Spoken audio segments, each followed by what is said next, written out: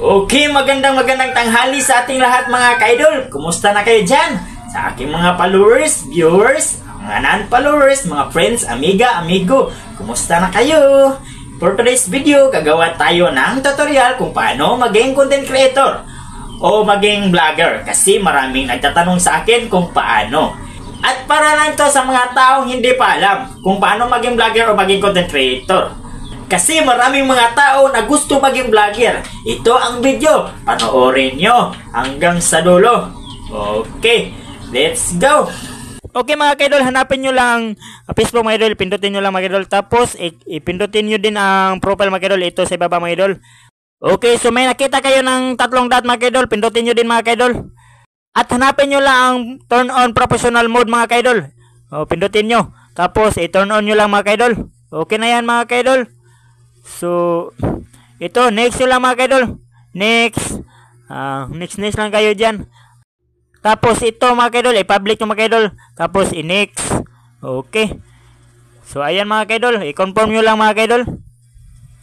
Okay, may nakita na kayo mga kaidol na mga tools mga kaidol na hindi pa na-unlock. I-next nyo lang mga kaidol. Next. Tapos next. Mabilis lang ito mga kaidol. Tapos next. Okay. And go to professional dashboard. Okay, may dashboard na kayo mga kaidol. Ito ang challenge mga kaidol, ang weekly challenge, no. Dapat mag-upload kayo ng video mga kaidol sa Reels at sa public post, no. Okay, so gawin nyo mga kaidol ng challenge na yan mga kaidol. Okay, no. So i-back niyo mga kaidol. Back, tapos i-refresh nyo mga kaidol. Ito na mga kaidol, may nakita na kayo ng professional dashboard. Okay, no. Okay, ayan lang kabilis mga kaidol. Sana may natutunan kayo sa video na ito. At huwag kalimutan na pag-like and subscribe para updated ka lagi sa aking mga bagong tutorial. Okay, so ayun na mga idol, maraming salamat. At yan lang ang lahat, no? Sana makatulong ako sa inyo at may natutunan kayo sa video na ito. So maraming salamat sa inyong lahat mga kaidol. And thank you.